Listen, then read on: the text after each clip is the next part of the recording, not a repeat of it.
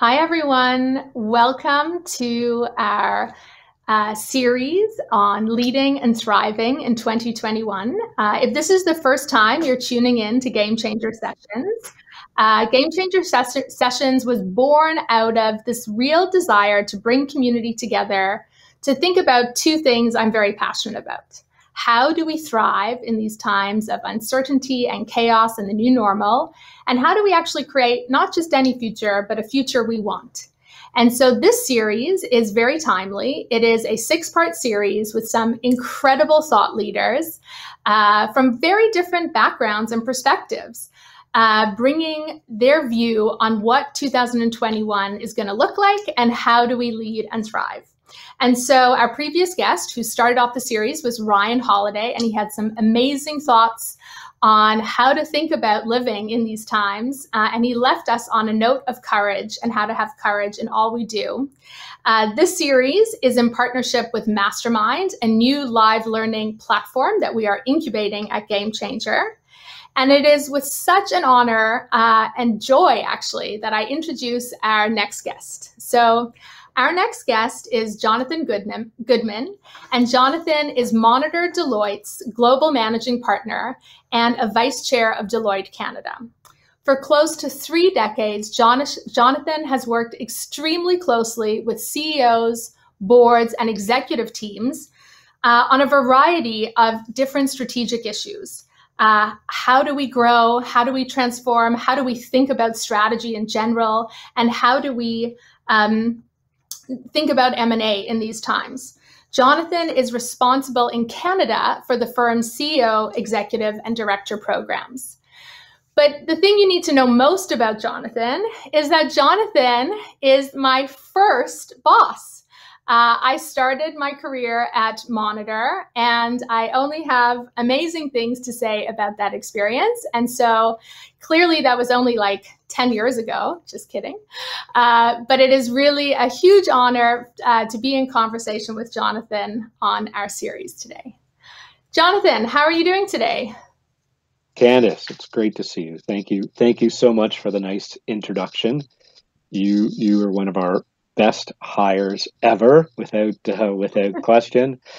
And if I can say it, like I'm really proud of all that you've done. I'm proud of this platform you've created. I think Mastermind live learning platform is going to be very cool, very cool. So it's exciting, and I'm excited to be part of this conversation.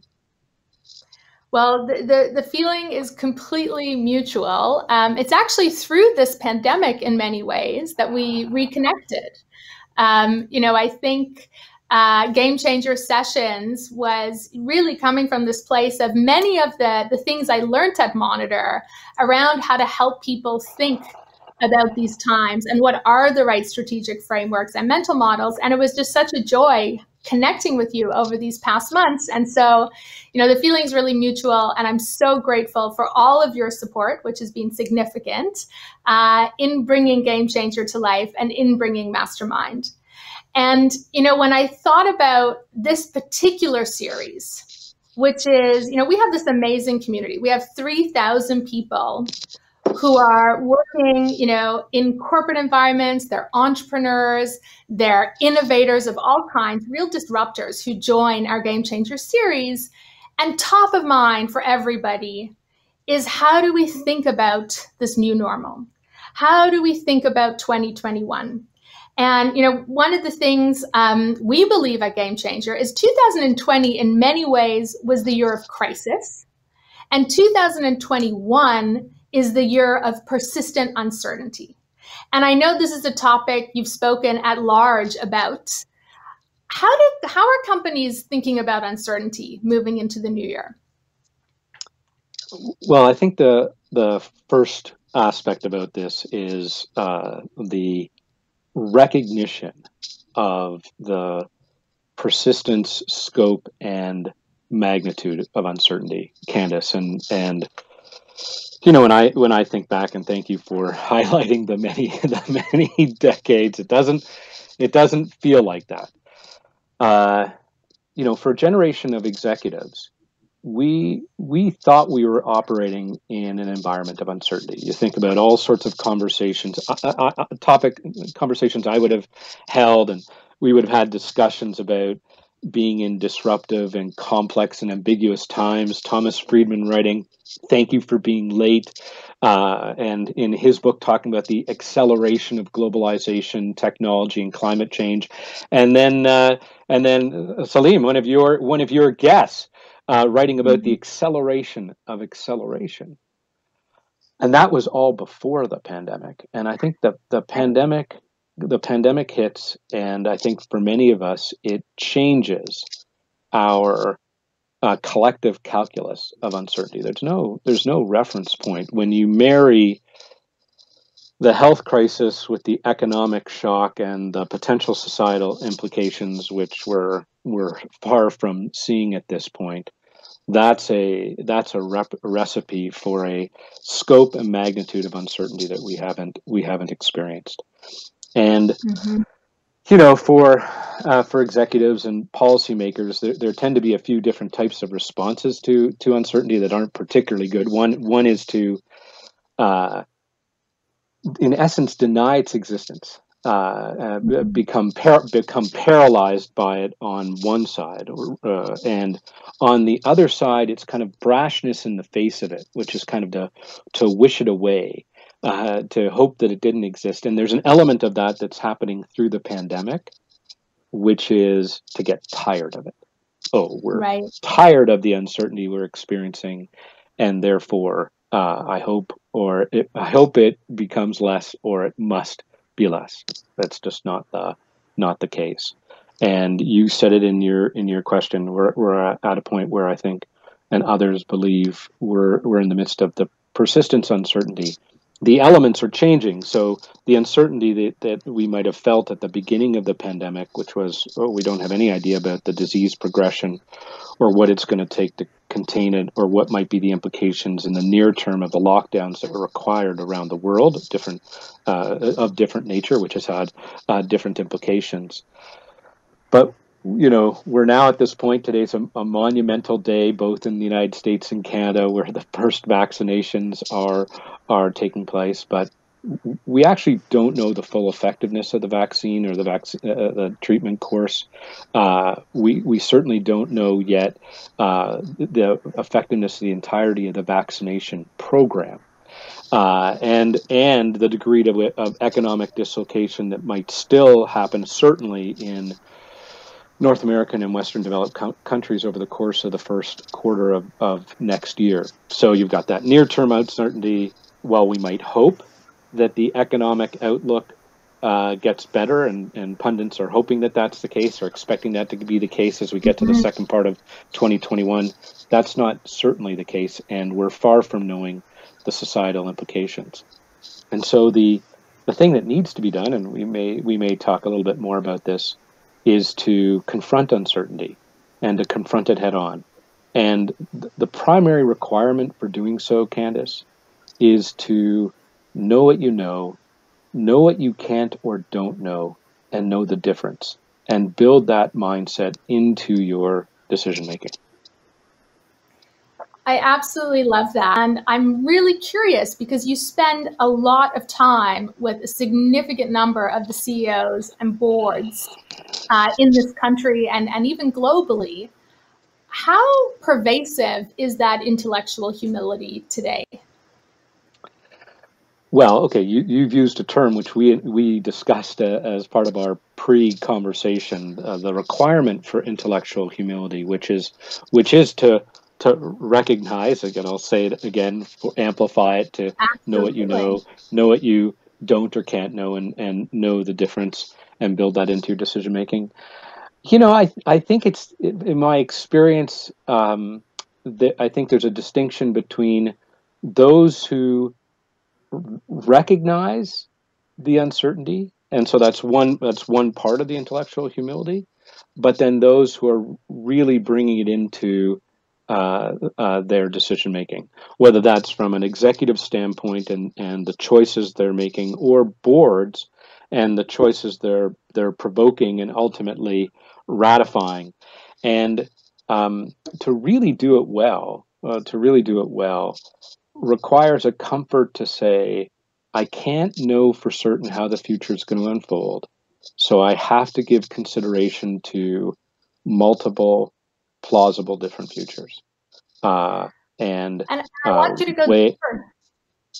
Yeah, I mean, I think that's where I get really excited, because I think this notion that you brought up, in a lot of your work that you've written about, is around how companies at the board and strategy level need to think about different scenarios.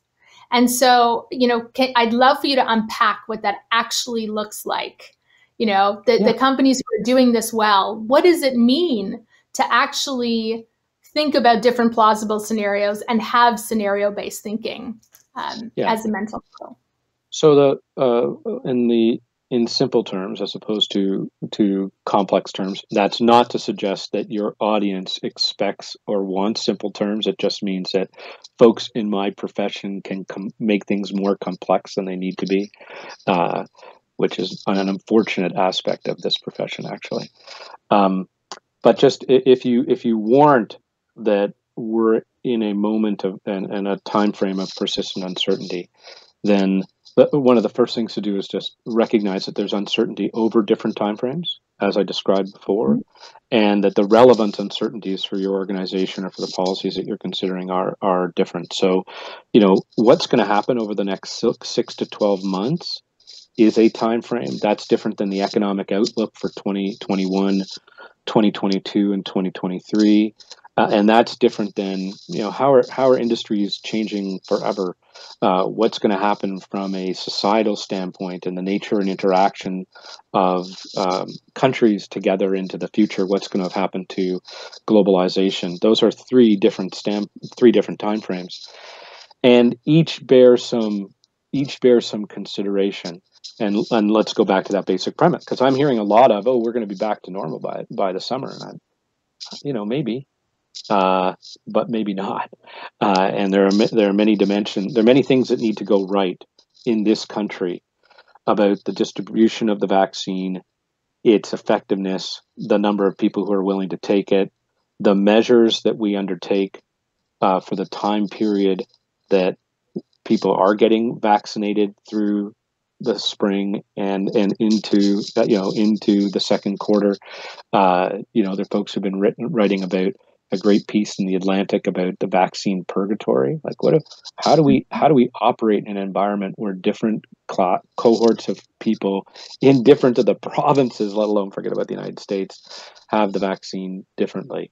And that there's still a requirement to practice the basic measures of wearing a mask, social distancing, washing your hands, even if you've had the vaccine, out of respect and the protection of others, because we don't know yet whether the vaccine actually confers immunity, but we don't know if it limits or mitigates the degree to which you can infect others. Wow, I've just talked about the next 6 or 9 months. So have a perspective on the uncertainties, and then with those uncertainties, consider multiple different futures, both those that are optimistic, like what's the most optimistic version for your business, what's kind of a base level version, but also what could be really difficult and challenging from here.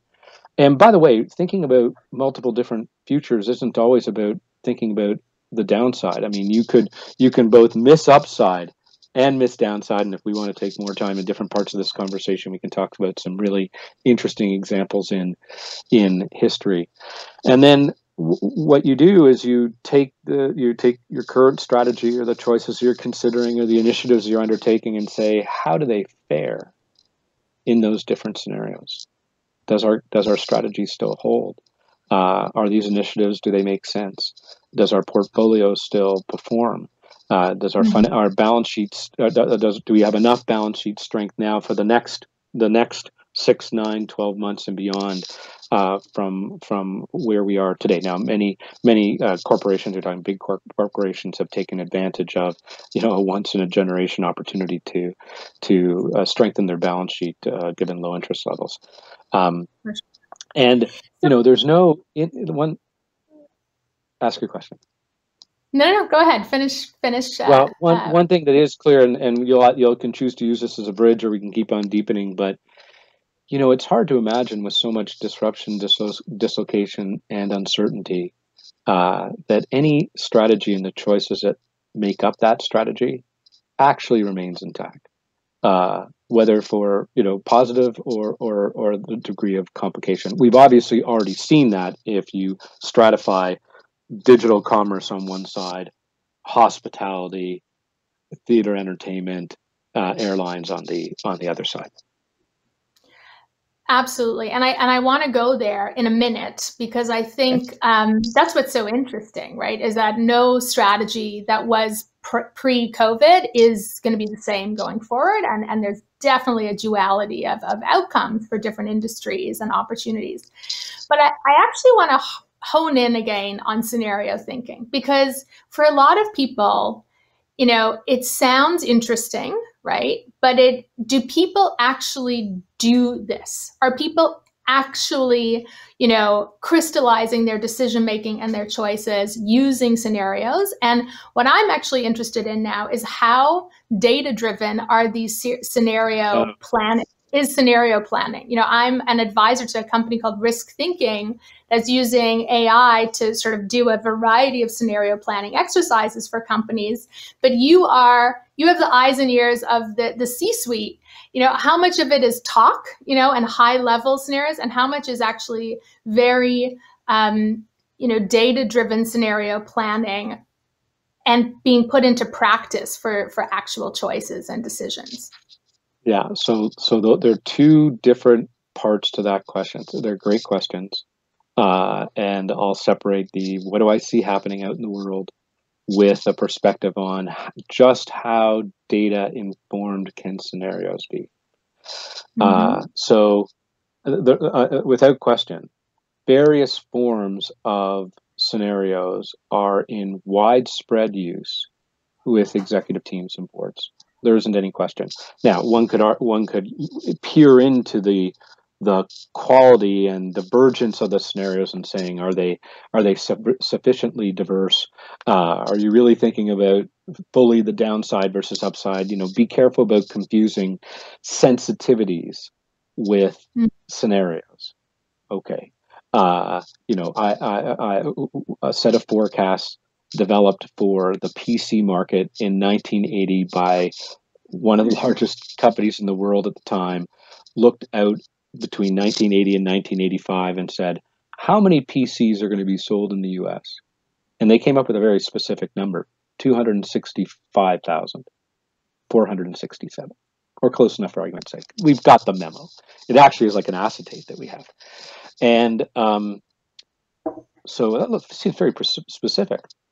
And what the answer, if we were doing with the audience can type in somewhere the answer. You know what the answer was? 7 million.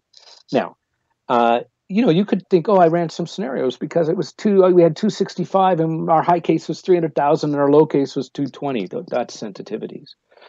Imagining a different future, a fundamentally different future would have produced 7 million. Now, by the way, that caused some great dislocation in not just the PC industry, but the environment around it. That determination led to the creation of Intel and Microsoft, by the way.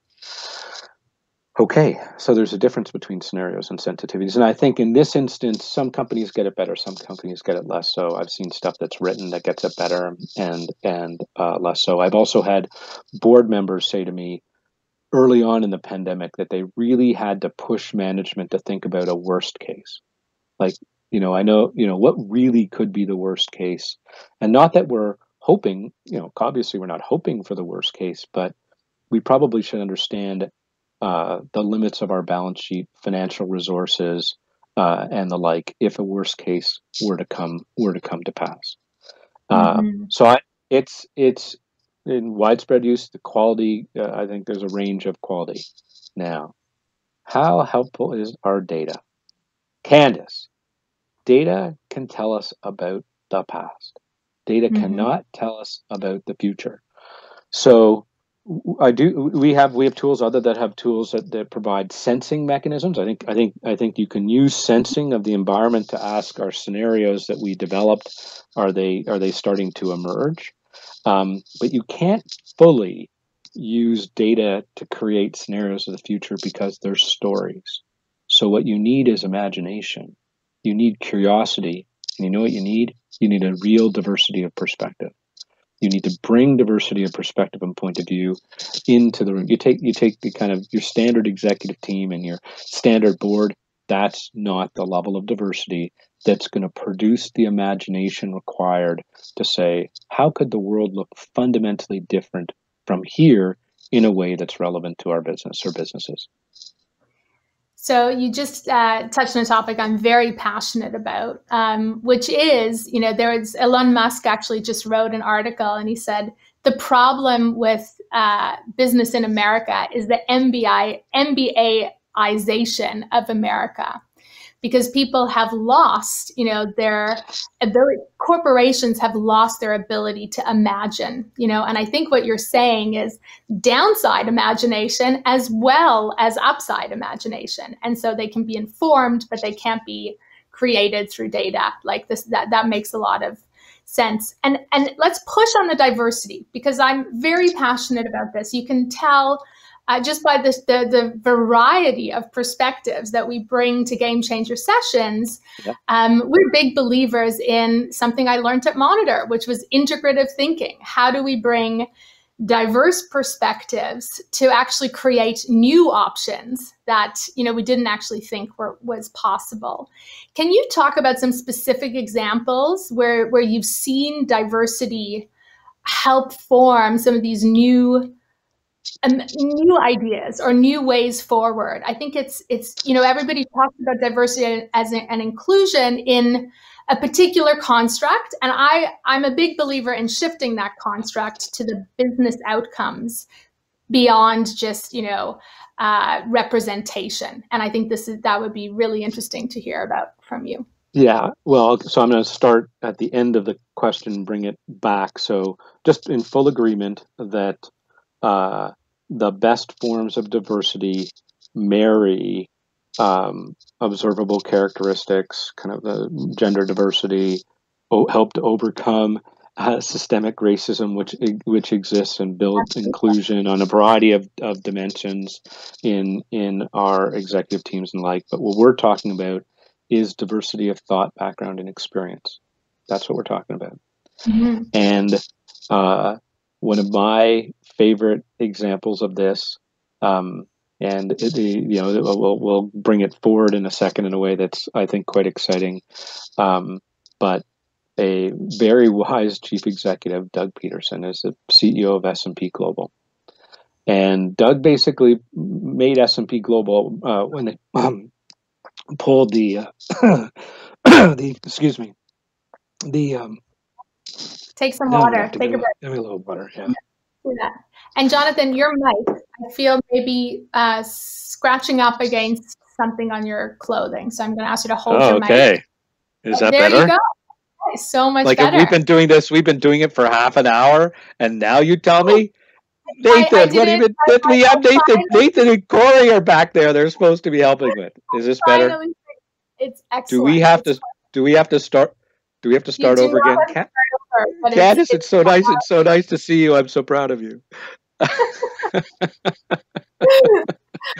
No, okay, Doug Peterson basically creates S&P Global out of McGraw-Hill. Their financial information business reshapes the portfolio, and at a time where they were performing tremendously well in 2017, he said, it's just at the moment that we're performing our best that we should be thinking about the future. And I don't know the future. I just know that there's something happening with information and technology that's going to change how it is that our businesses perform in those environments, change the nature of the opportunities for S&P Global as a result of that.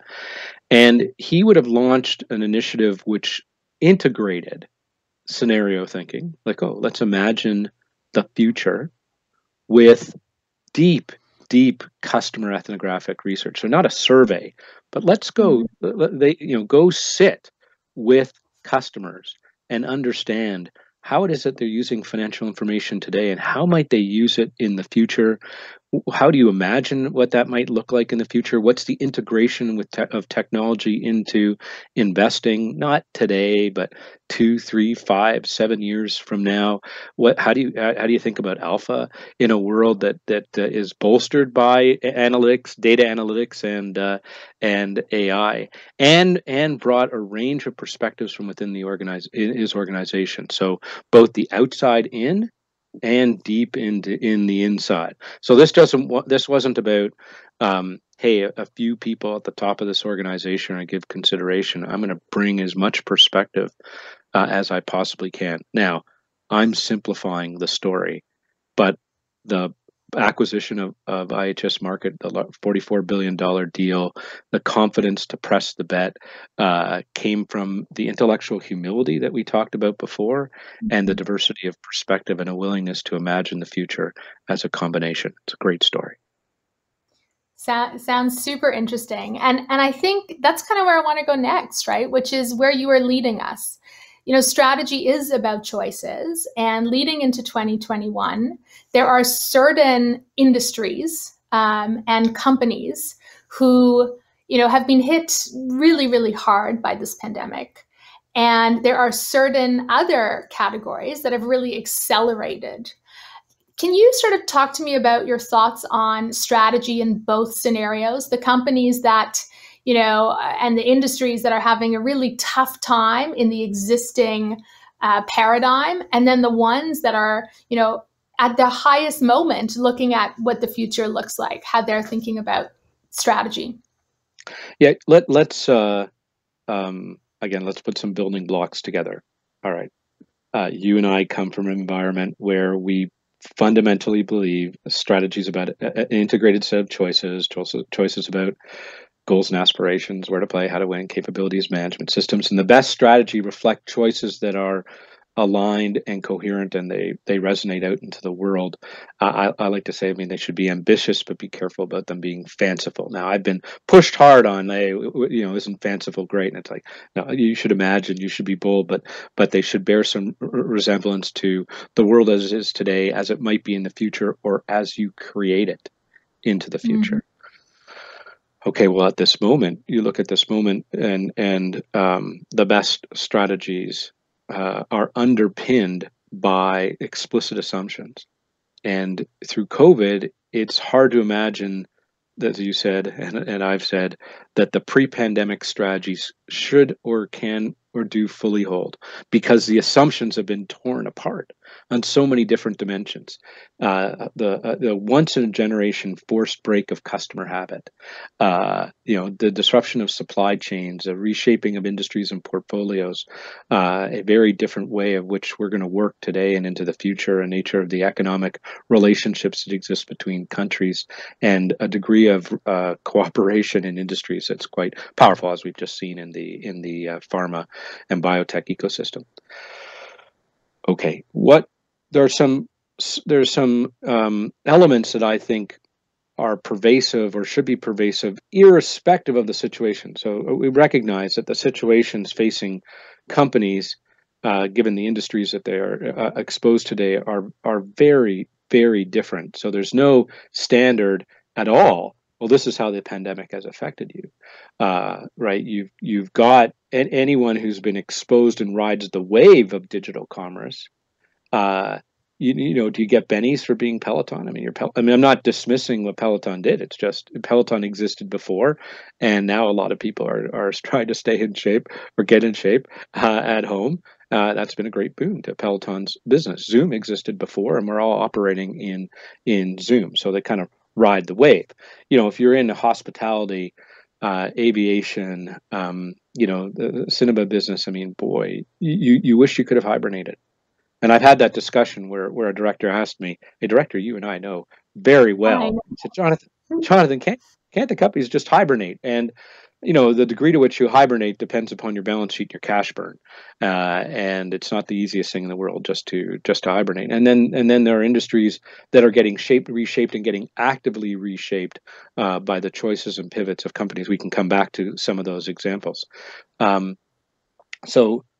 What doesn't change, irrespective of the situation you're in? You got to confront reality. the reality of the situation. You could wish it to have been different. You could wish you could wish the nature of the circumstances you and your company and the businesses that it faces to be different. But that's just a wish. That you should be pressure testing those assumptions for both where can we see more benefit versus how do we protect the downside. You should be thinking about dynamic strategy. I mean, we would have been talking before the pandemic about strategy. The clock speed of strategy should equal the clock speed of the industry and the dynamics of competitors and customer change in which you're in. There's no like, every 5 years or 3 years or 1 year or 10 years. It kind of depends upon your industry and the nature of commitments that you need to make. I mean, there's certain resource industries and the like where the commitments are long form. So the clock speed of the industry is consistent with that. Although, by the way, in energy, one of the most interesting things that's happening in energy is the long-term nature of the commitments with the expectations for the new energy value chains and value systems that they're facing today. There are different clock speeds associated with them. And two other aspects, again, which are not really different depending upon the circumstance you face. One is to know the difference between where you have to move fast and make fast decisions and move fast, and where you have or can benefit from time. So, there's lots of pressure to move quickly. And by the way, one of the ills of my industry is we kind of encourage folks to move fast. You got to move fast. And by the way, we can help you move fast. It's not always smart to move fast. So being able to distinguish as a leader between where you need to move fast, make quick decisions, and where you have time is critical. And then, can you give an example of that? Like, give me an example of a decision. Yeah, I mean the energy transition. So if you're a major energy player today, the differences in the opportunity to put capital to work in the energy value chain of the future into renewables, and to do that at a good return on invested capital, it lags behind the expectation that you do it fast. And so one of the real tests of leadership for energy executives today is to navigate what is a vexing problem, and different leaders are doing so differently at this point in time. We had many who were forced, many service providers who were forced to accelerate their contactless at-home offerings. I have one example in telecom where somebody said to me, our self-serve offering, we wanted to get to 50% self-install by the end of, if you're saying in February, by the end of 2020, we got to 100% in 3 days. Scott Galloway in Post Corona talks about, we've accelerated 10 years in kind of e-commerce in 3 months, because it was necessary to move fast, without question. The last is to build resilience into strategy. Now, to say my strategy is resilient is a label. It's an abdication of strategy. But to ask, okay, where am I going to invest a little bit more than I might have otherwise in building safety stocks for the future, and building, if I need to, supply chains closer to home, into paying people a bit more as opposed to a bit less. Our friend and colleague and mentor to both of us, Roger Martin, talks very wisely about that concept about treating employees well, paying them well, is actually about building resilience in his new book, When More Is Not Better. And I know you had him as a guest at the beginning of your series. So those, interestingly for me, the things I've just said don't really differ depending upon the circumstance. I think what you're saying is very timely, because one of the real things to acknowledge is that necessity has been the mother of all of this innovation, and it's such an age-old saying that, but your comment on 100% adoption of self-service, right? We're seeing these new behaviors and these new normals as a result of absolute necessity. There was no other option. And what I'm curious about is, strong opinions loosely held, which we've talked about, either comes from our mentor Roger Martin or some other people who like to use that term. But I'm curious around the persistent normal behavior that you are imagining without necessity. So what happens when social isolation is lifted, the vaccine is, at, mass adoption, or how persistent do you feel some of the new consumer behaviors are going to be? And how are your CEOs and boards thinking about persistence versus a moment in time? Yeah, I think so we've had this once in a generation forced break of habit on some dimensions, and a experience around digital commerce which has accelerated the decade.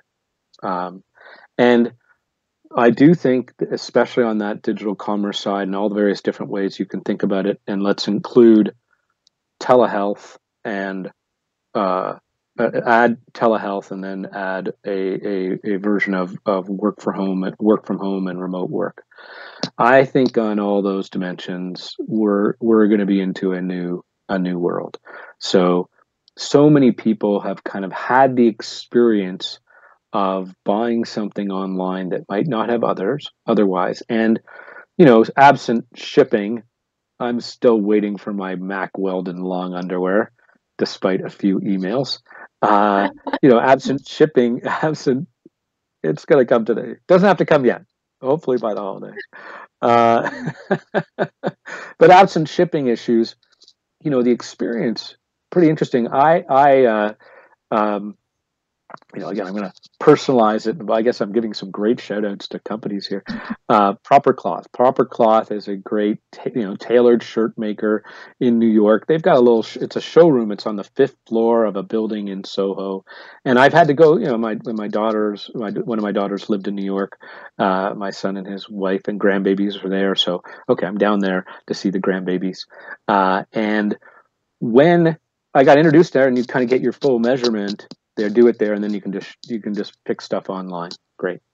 What they added was a concierge service online that my daughter and I then experienced together, which was a beautiful experience. I mean, we were shopping for the fabrics. We were able to show some of the shirts and how they fit.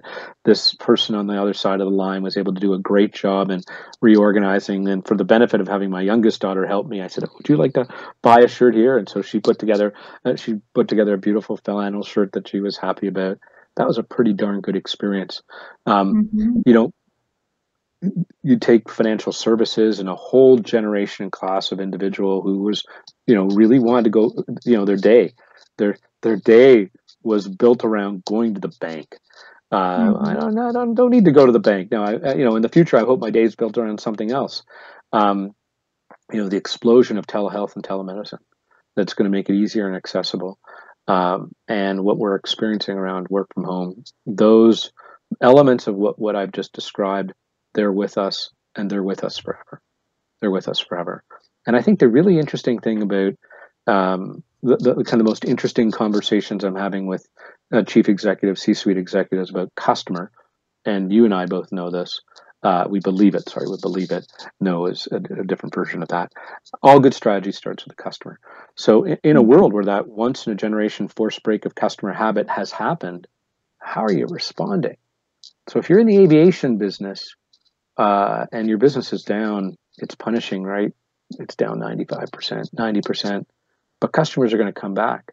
How do they experience you when they come back? Do they experience you as just the good version of what you were before, or do you surprise and delight them? This is a conversation I had the other day. I mean, how are you going to think about surprising and delighting the customers that are going to try you again for the first time? You and I had this discussion as part of the pre-call. What was it, 12 flights before March 12th? Right. And I, for what I do, I run around the world and I like being places. And I haven't gotten a plane since early March, and it's not happening for a little while, and certainly not the international travel for a while. I will say, for some reason, I had the occasion to look at a few pictures with my daughters. And there's a picture at a hockey game 2 years ago in December. and had a punishing travel schedule in the few months before leading up to that holiday break. And in that picture, the bags under my eyes, Candice, okay, I would have Yeah. had to get a porter at the airport to carry those bags under my eyes. Now, I'm still told I've got bags under my eyes, but they're a little bit less, and the travel's a little bit less punishing. And for all sorts of things, I think we're going to make a call at, there are all sorts of things we're going to love being back together. There's no question about it. But there are many dimensions along which we're going to say, boy, it's more effective if we did that hour and a half, just like you and I are doing. It's differently intimate. It's differently Absolutely. intimate. And I didn't have to fly to New York, have dinner in New York, deal with LaGuardia, even though LaGuardia looks a lot better now. And that was a 24-hour trip for the hour and a half lunch or breakfast. And I can't tell you how many times I've done that in my career. Like, Oh, many, that I know. many, You're many.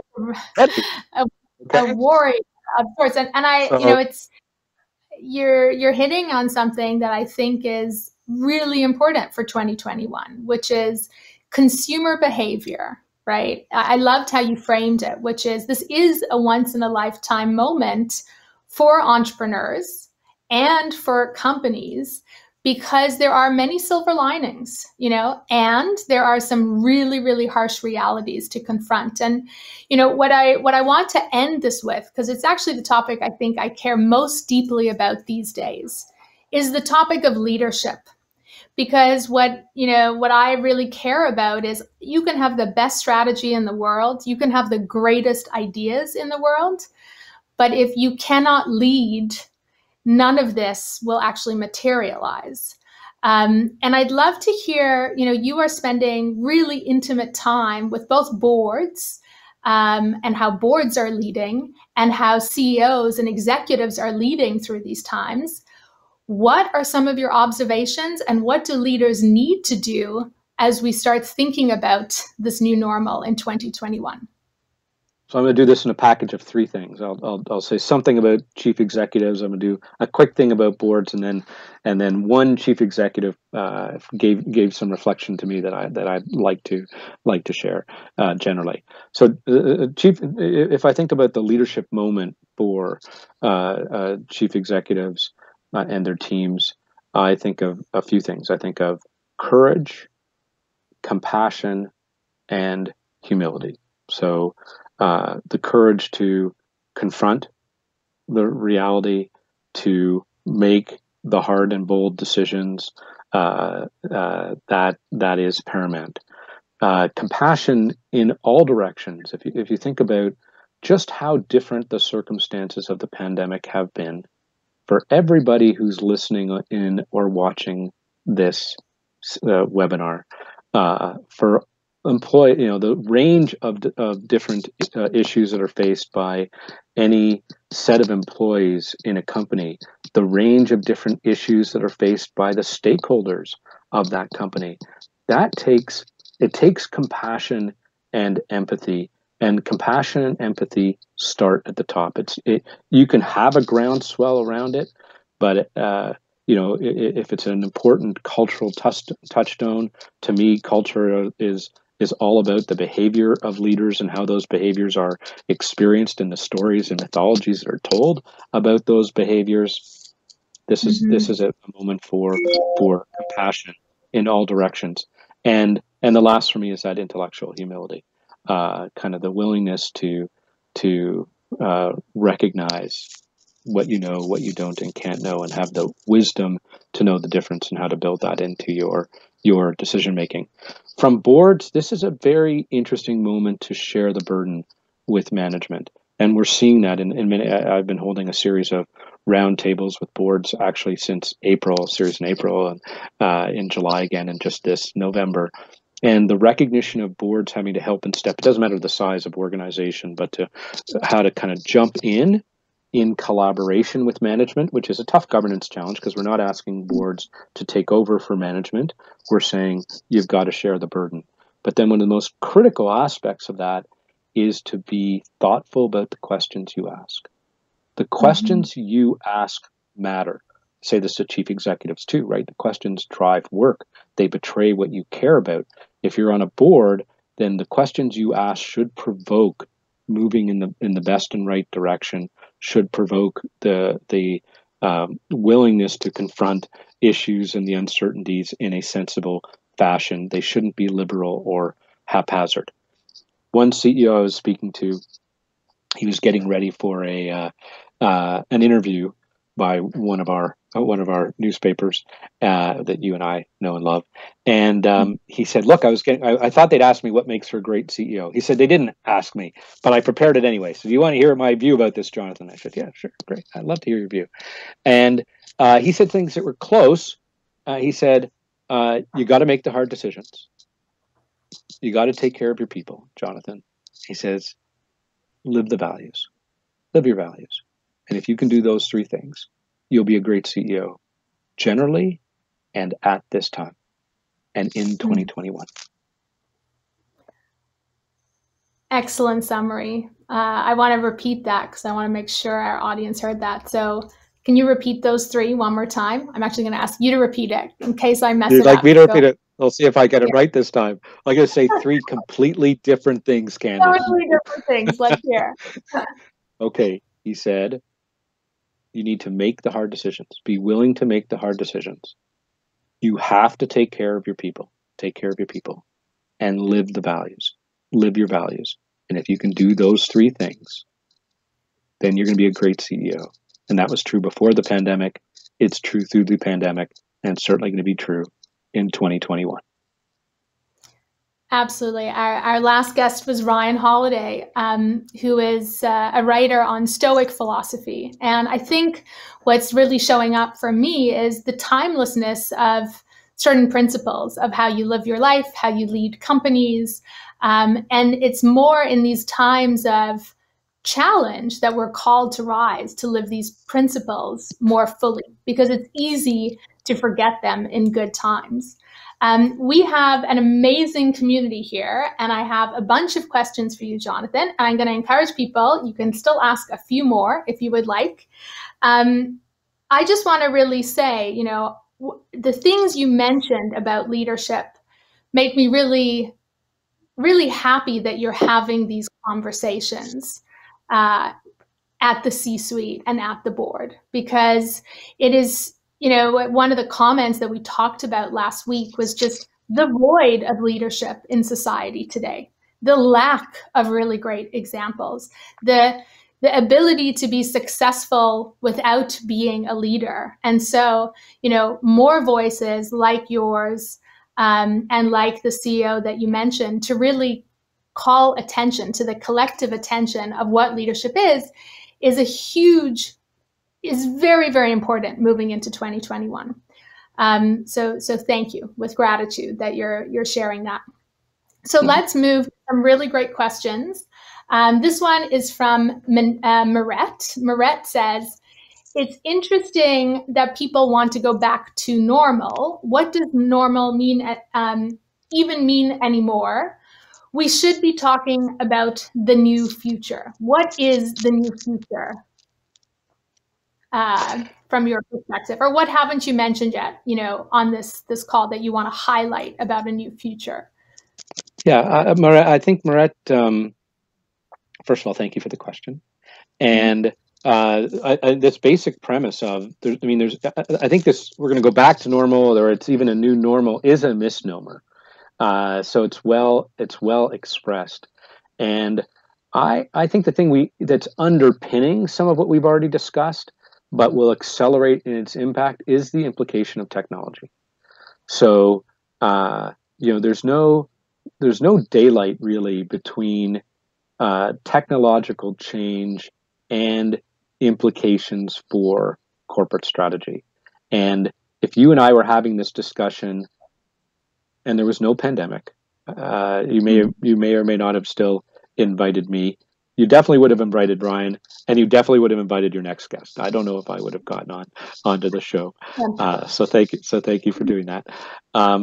We would have been talking about, you know, we're in this really a continuing interesting moment about the implications and amplification of technology, and all the various different ways in which technology is changing advantage, changing the scope of what you can do with customers, changing cost structures in very interesting and dramatic ways. If you think about the shift to the cloud and the application of data and analytics, and that intersection, and we would have had a whole conversation about the intersection of technology, data, analytics, and strategy, and that would have been creating the future, and it will be what underpins the future.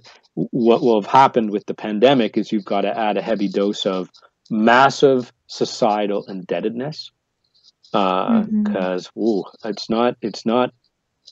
I'm hearing a lot about modern monetary theory, okay, which is just another version of we could spend like drunken sailors forever. I don't think the people who suggest that there's something called modern monetary theory would say that's what they're saying, but so I'm going to acknowledge that. But we don't know what it means to. We've had no choice but to spend the money that we have, or in Canada, the money that the government has said that they're going to earmark to support businesses and individuals for the next number of months. We had to do it. But boy, we don't really know what it's going to be like to have that level of government, personal, and business in indebtedness. We don't know, and the nature and relationships between societies is being reshaped, and we don't know how all that is going to play out. And you see some of it even in the context of the U.S. election and its presumed outcome, which I think we'll know more about today. That is for sure. Excellent. So lots more questions here. We have 7 more minutes. So Hamida asks, I'm really intrigued by your concept of scenario-based thinking. I'm wondering if you could expand on that for individual professionals and how we can use it in our day-to-day work versus just corporate scenario-based thinking. Have you thought of that? Well, that really is. It's a very good question. I could think about a few different things. So one is just to imagine the different futures of the environments and businesses or industries in which you are working in today, and say, am I in the right place for the midterm? So while companies are thinking about how it is that they might evolve given that future, individuals are part of that. Individuals are part of that future. They are the energy that powers that future. And I also think there's a different aspect to it, which is the stamina. That's, if I pull that into a near term thing, it's the stamina required to make our way through the next 6 to 12 months, because a version of scenario thinking is, I will get vaccinated sometime between March and June, and I'll be able to go out with my friends in the summer. Okay. It may not be that easy. It may not be that simple. The summer should be nice. Like the sun should come back out. That probably is a good bet. But they're all different versions of what the life that we could experience. And I'm trying to do for myself. I've got a basic expectation that we're not getting back to any semblance of normalcy, in this case, how we live until the fall. But I have, maybe it's sooner, maybe it'll all work out sooner. But there are also circumstances where this could persist, and trying to have that in my own headspace and talk to my kids about that is important too. Very powerful. And I like the idea of individuals taking that agency around scenario-based thinking. I think it's definitely something to bring into 2021. I love the next question, and you kind of mentioned it in the last one about summer. How serious are organizations considering the impact of climate change? Climate change cannot be fixed by a vaccine.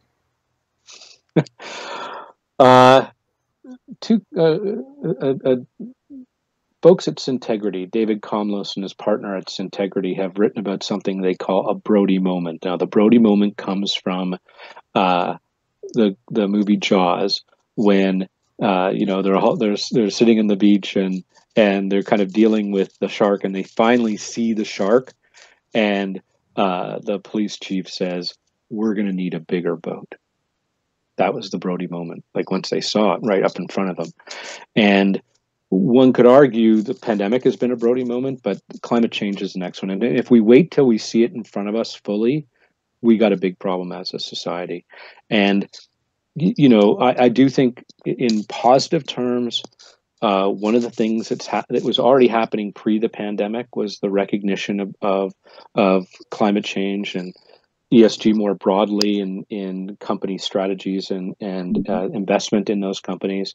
I actually do think that it's strengthened over the course of the pandemic, but it's going to be the next thing that society, we should have already been dealing with it at scale, but the next thing we got to deal with at scale. And then, by the way, you got to be careful about anchoring your view of the next crisis and the one you just had. There was lots of talk about the next crisis we're going to have is going to be a financial crisis if you're coming out of 2008. And now it's like, what do we do with the next pandemic? But be careful of that anchoring bias. The next crisis is something we haven't seen, but we should be able to imagine. Thank you. So we have such amazing questions here, and we have 4 minutes left. So I'm going to ask you something, Jonathan. If I post these questions on social media, would you be interested in answering them? Absolutely. Just okay, not between 12 and 1, but I will commit to getting them answered in due course. Perfect. So what we'll do, if we don't get to your question, because there's great questions here, I will post them for Jonathan, and you can still get more of his time on Gamechanger. So I'm going to go rapid fire for 2 more, but one of the questions Louis asked, which I thought is really interesting, is what strategies does John use to incorporate the collective knowledge of those in companies? Well, this is a version of getting access to diversity. So, if you think about in companies, there's lots of different ways in which to access that collective intelligence. I'll tell you, one of the ways in which we're doing it at Deloitte, and I give our chief executive at Deloitte Canada, AV, affectionately AV, Anthony Viel, great credit for, is to have opened the use of Yammer at scale.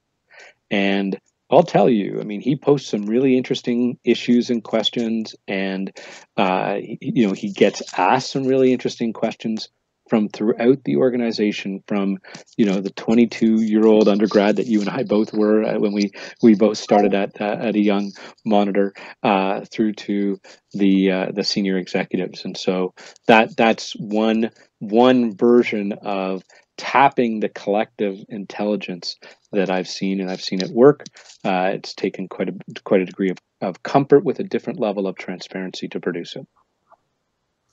Amazing. So, Jonathan, the hour has absolutely flown by with all the wisdom you've shared, and I just want to thank you so much for being such a great guest and really giving us a lot to think about as part of this series on leading and thriving in 2021. So, huge thank you for joining us. And thank you. To wrap this up, there are so many amazing people who just came together to make Gamechanger sessions a reality. And I just want to, first of all, thank the community. Like, we have this every single week, and we have 3,000 people in this community who come every week in some form, either after or before, or during, to listen and learn. And so just thank you. Thank you for being interested in the future and interested in learning how we lead and thrive. And a huge thank you to our amazing production partner, Either Live. Thanks, Nathan. And to my husband, Corey Marr, who is the executive producer, and to our Gamechanger team, Maggie and Jerome and Samantha, and to our incredible live stream partners, Toronto Life Insider, York University, General Assembly, the Knowledge Society, Tech Toronto, Rotman, CIX, and W North. Thank you so much for bringing these incredible thought leaders like Jonathan to our community. And last, you will not want to miss next week's. We have Kirsten Stewart on Monday, December 21st. Kirsten is at the World Economic Forum. So we're going to take a really global view on what it means to lead and thrive in 2021. And she's just an incredibly astute and wise leader that I'm excited to bring to this conversation. So again, thank you, everyone. Have a wonderful week. I'm sure you're getting ready for the holidays. I hope it's a good one. And don't forget those 3 incredible themes that Jonathan mentioned about leadership. I'm going to now see if I can do this, but live your values, care for your people, and have the tough conversations or make tough decisions. Is that right, Jonathan? Excellent. You did a great job, Candice. Everyone. Thank you for joining us. Bye.